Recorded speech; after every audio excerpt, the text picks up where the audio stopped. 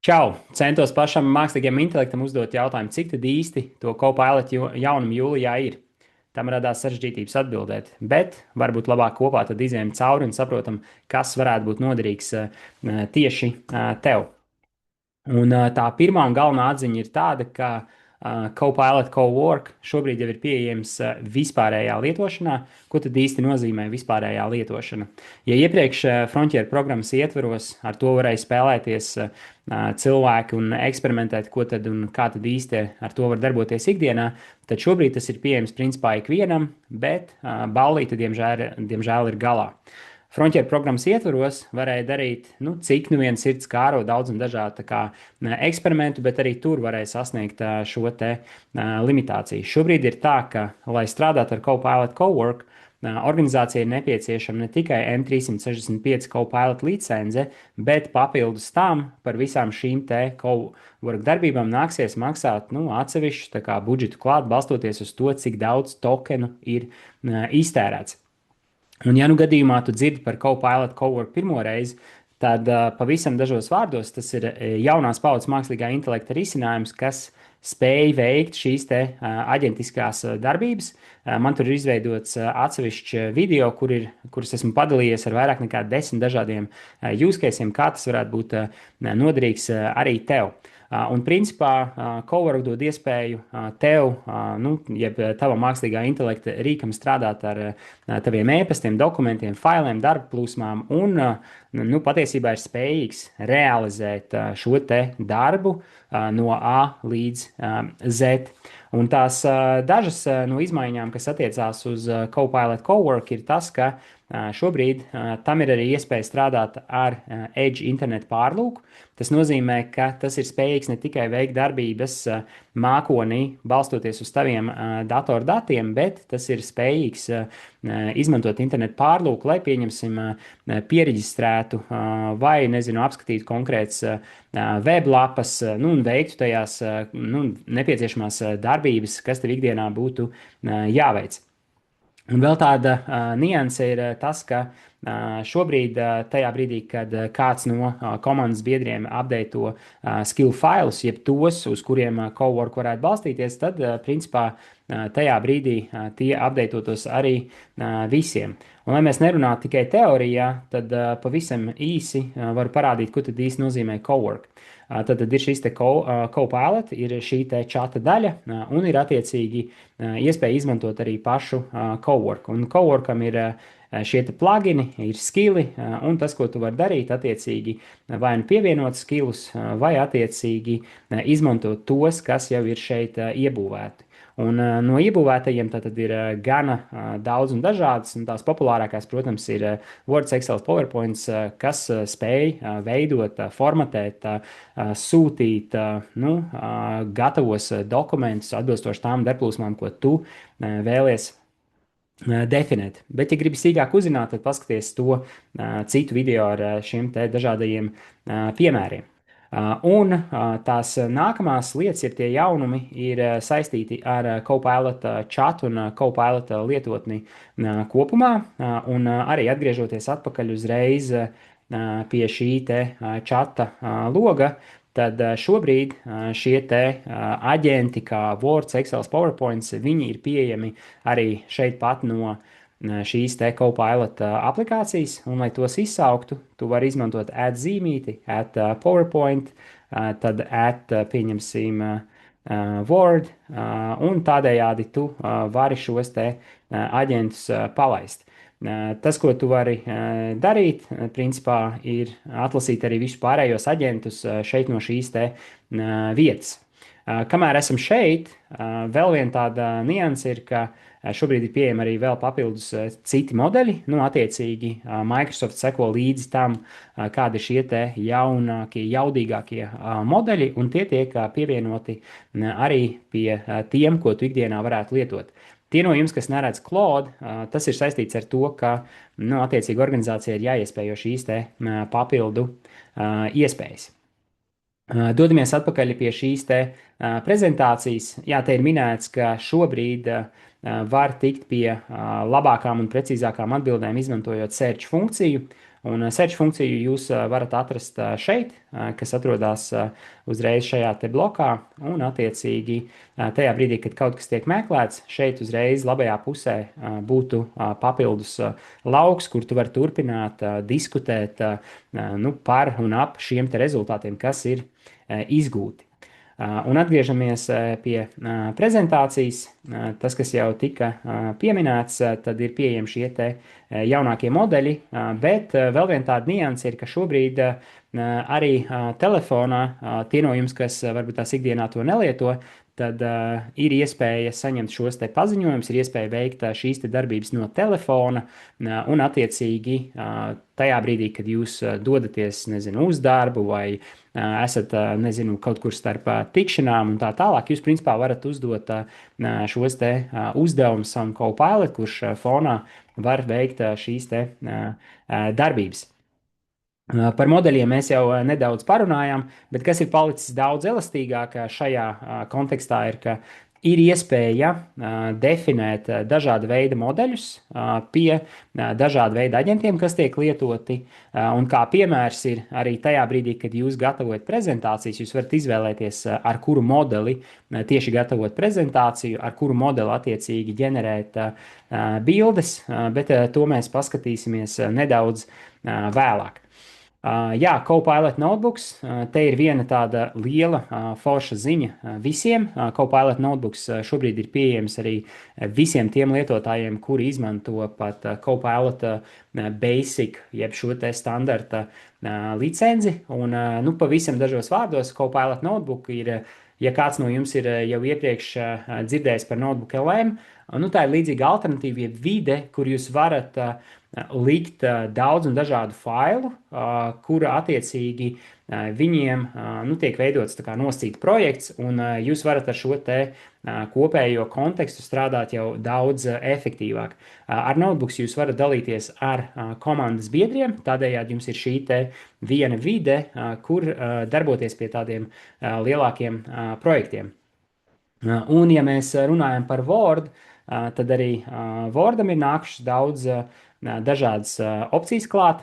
Tas, ko es rādīšu atkal, tas ir pieejams ar M365 Copilot paplašināto licenci. Tāpēc, ja gadījumā tu neredzi šīs te funkcijas, tas nozīmē, ka visdrīzākais tev nav pieejama šī te licence. Un, ja mēs aizējam uz šo te Word dokumentu, tad es te biju kaut kādā vienā mirklī pavaicājis, lai turn on track changes and improve the text by making sure all is in proper Latvian. Nu, man bija uztaisīts skripts vienam citam video, un es gribēju vienkārši interesi pēc pavaicāt, lai šis te teksts tiek uzlabots, kas man pat nebija īsti nepieciešams, lai vienkārši notestētu, kā tas īsti darbojas. Un var redzēt, ka visas šīs te izmaiņas, kas dokumentā ir veiktas, ir ar šiem te track changes on, un, protams, tagad es varu iziet cauri tur accept vai tā kā nepiekrist šīm izmaiņām. Protams, es varu arī automātiski akceptēt visas šīs te izmaiņas kopumā visā dokumentā. Tā ir jauna lieta, noteikti ir vērtīga lieta, jo tādējādi mēs varam izsekot visām šīm te izmaiņām, kas dokumentā ir bijušas. Un tepatās ir iespēja vēl tāpatās definēt šos te modeļus, ar kuriem mēs gribam darboties, kas iepriekš nebija principā iespējams vienmēr. Un te arī var izsaukt šīs te citas funkcijas, kas ir scheduled prompts. Tā ir atkal viena no šīm te papildu funkcijām, kas jau ir bijusi ilgu laiku. Un tie citi elementi ir tas, ka šobrīd standartā Word dokumentos allow editing, jeb rediģēšanas režīms ir pamata režīms. Ja iepriekš tas bija chat only, tad šobrīd tas ir rediģēšanas režīms. Un tajā brīdī, kad mēs atzīmējam kaut ko šajā te failā, var redzēt, ka sistēma to uzreiz tā kā saprot, un tai tiek iedots lielāks konteksts. Nu, tepatās ir visas šīs te opcijas, kas ir iepriekš bijušas, un te jau var redzēt, ka parādās fonā šis te Legal Agent Frontier. Tas jau Amerikā ir pieejams kādu laiku. Tas ir aģents, kas ir paredzēts tieši, lai strādātu ar šiem te juridiskajiem dokumentiem. Atgriežamies atpakaļ pie prezentācijas, un tad Tas, kas vēl ir interesanti pie tā sacīt, citām lietojuma programmām, Copilot Excel lietotnē. Un arī tur ir vesela čupa ar jaunām lietām, kas noteikti uzlabo ikdienas darbu. Un aizējām, pieņemsim, uz šo te Excel dokumentu. Arī šeit Allo Editing ir pieejams, bet šeit ir trīs dažādas opcijas. Tā nav jauna lieta. Tas jau ir kādu laiku, ka mēs varam izvēlēties chat only, plan un Allo Editing. Un tas plan režīms ir fantastisks tad, ja mēs vēl neesam droši, ko mēs vēlamies no šī te faila izgūt, bet gribam paspēlēties, ko tad mēs varētu iegūt galu galā. Un tās jaunās lietas, ko ir vērts noteikti pieminēt, ir tas, ka mēs varam pievienot prasmes. Tātad tas ir līdzīgi kā ar coworkā, bet šeit, šajā kontekstā, tas nedarbojas izmantojot cowork kredītus. Mēs varam izvēlēties prasmes ar add funkciju, un te var redzēt veselu čupu ar dažādām prasmēm, ko mēs varam definēt.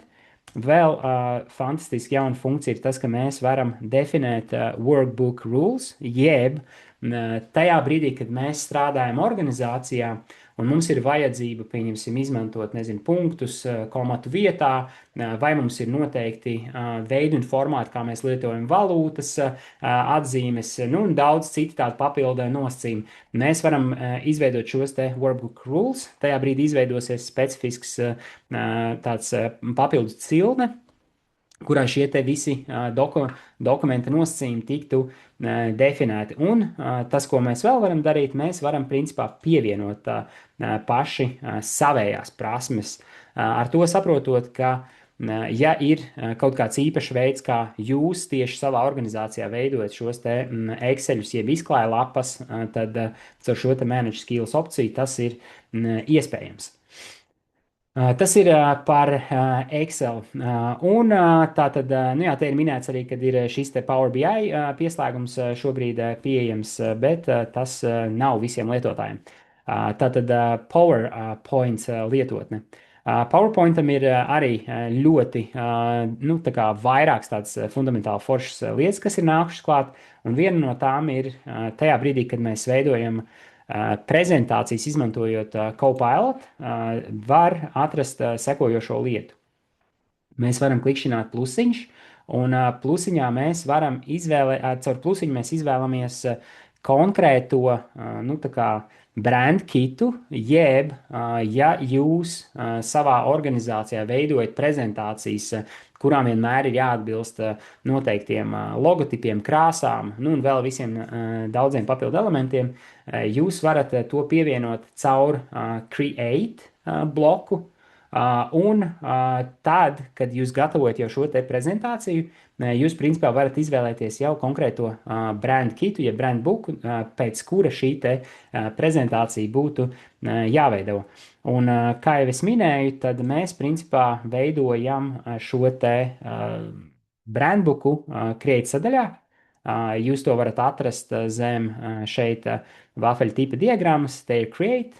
Zem Create jūs varat atrast tādu opciju kā Brand Templates. Un, attiecīgi, šeit jūs varat veidot New Brand Kit. Jūs to izveidojat. Tajā brīdī, kad jūs veidojat prezentācijas, jūs vienkārši piesaistat savējo brand kitu, un tai prezentācijai būs šie te noteikumi, pēc kuriem viņa tiks veidota. Cita opcija, protams, ir, ka jūs augšuplādējat jau kaut kādu senāku prezentāciju, un jūs pasakat vienkārši PowerPointam, ka, klausies, man vajag, lai šī te jaunā prezentācija top pamatojoties uz iepriekšējo formātu. Un te ir vairākas arī lietas attiecībā uz modeļiem. Var atstāt, protams, auto. Es šobrīd pamatā, kad veidoju prezentācijas, tad izmantoju Claude modeļus. Un te ir arī Image Generation. Un pie Image Generation pavisam nesen varēja redzēt vēl vairāk modeļus. Tur visu laiku tā bilde mainās. Bet šobrīd viens tāds jaunums ir tas, ka ir pieejams arī Microsoft bilžu veidošanas modelis. Un arī pats Microsoft nāk klajā ar vien jauniem un jauniem dažādiem modeļiem, tādējādi daudz aktīvāk iesaistoties šo te savu modeļu izmantošanā tieši pie mākslīgā intelekta satura ģenerēšanas. Tā kā MAI, tas ir Microsoft AI Image Generation modelis. Un tas ir attiecīgi par PowerPoint. Tāpatās kā Excelī, arī šeit mēs varam pievienot papildus prasmes, attiecīgi choose skills. Mēs varam redzēt, kādas ir šīs te iebūvētās prasmes. Mēs varam uzklišķināt manage skills un pievienot arī custom skills, jeb tās, ko mēs paši esam definējuši. Tā kā daudz foršu jaunumu attiecībā uz pašu PowerPoint. Dodamies atpakaļ pie prezentācijas un vēl, kas tad mums ir palicis pēc citām lietām. Jā, Teams, SharePoint un OneDrive. Katrai no šiem vai katram no šiem elementiem, kas šeit ir izrunāti, turpat prasītos uztaisīt atsevišķu īsāku video, lai izskaidrotu, kā tad tieši tu vari piekļūt šīm te visām funkcijām, bet šeit dažas tādas galvenās atziņas ir, ka SharePointā mēs tagad varam veidot arī šos te audio kopsavilkumus failiem. Tāpatās mēs varam veidot dokumentus SharePointā vienkārši caur promptiem. Ja iepriekš mēs izveidojam dokumentus, viņi tur nonāca līdz SharePointam kaut kādā mērā, tad šobrīd mēs jau pašā SharePointā varam caur promptu izveidot gatavu dokumentu. Vēl viena jauna lieta vai papildinājuma attiecās uz Agent Access Insights siltumkarti. Tas ir veids, kā organizācijas administratori var redzēt, pie kādiem dokumentiem visbiežāk piekļūst organizācijas lietotāji tajā brīdī, kad strādā ar SharePoint dokumentiem kopumā. Tā kā tas viņiem dod iespēju ātrāk atklāt, ja gadījumā tur ir kaut kādas lietas vai darbības, kurām nevajadzētu notikt tā kā tas principā ir. Un kopumā tā tad tiek pievienot arvien vairāk un vairāk šo te savienotāju. Savienotājs mēs varam atrast pie customization tajā brīdī, kad mēs atrodamies savā Copilot. Tāpat tās savienotāji ir pieejami, ja mēs strādājam jau ar cita veida Copilot risinājumiem, kas ļauj veidot šīs aģentiskās darbplūsmas kopumā. Un šis te Microsoft paliek arvien vēl uzticamāks tieši valsts sektoram, kā var redzēt. Tad attiecīgi ASV Department of Defense mākoņos ir iespēja lietot šos te Jira un Confluence savienotājus. Un beidzamais konteksts ir tas, ka ir iespēja daudz labāk kontrolēt visus izmaksu jautājumus tieši administratoriem. Administratori tāpat var definēt domēnus, no kuriem informāciju nevajadzētu veidot šajās te atbildēs, ja bloķēt konkrētas tīmekļa vietnes, lai tās neparādās atbildēs.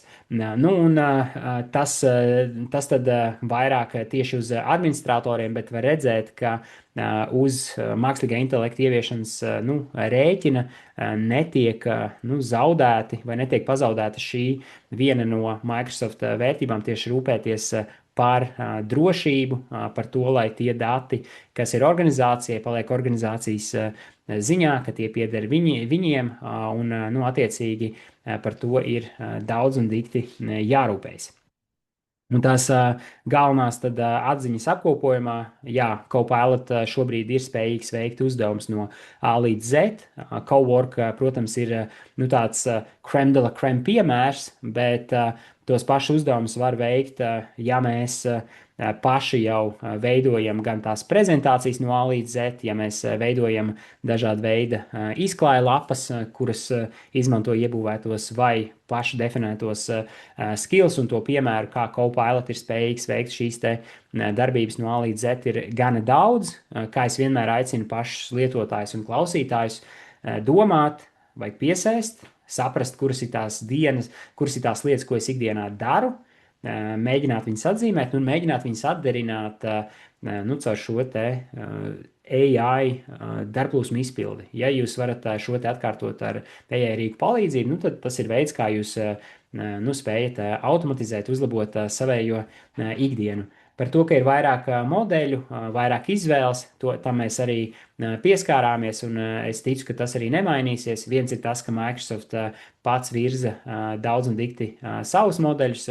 Otra lieta, protams, ir, ka viņi turpina šo te sadarbību ar lielākajiem mākslīgā intelekta spēlētājiem tirgu, un tiklīdz kaut kas ir pieejams viņiem, tā viņi mēģina viņus iespējot arī organizācijas. Nevienmēr, protams, tas nozīmē, ka tas ir pieejams visiem un uzreiz, jo daudz ko joprojām var noteikt jūsu IT kolēģi, iespējojot vai atslēdzot noteiktas funkcijas, bet tā virzība noteikti iet līdzi. Nu, un, protams, kas attiecās uz pārvaldību, tad jau tika minēts, ka drošība joprojām Microsoft kontekstā ir viena no tām būtiskākajām prioritātēm. Tā kā es ceru, ka tas tev īsais apkopojums kaut kādā mērā ir palīdzējis. Drīz jau būs jaunuma attiecībā uz augustu, un tad arī dalīšos par tiem nākamajā video. Lai forša diena, čau!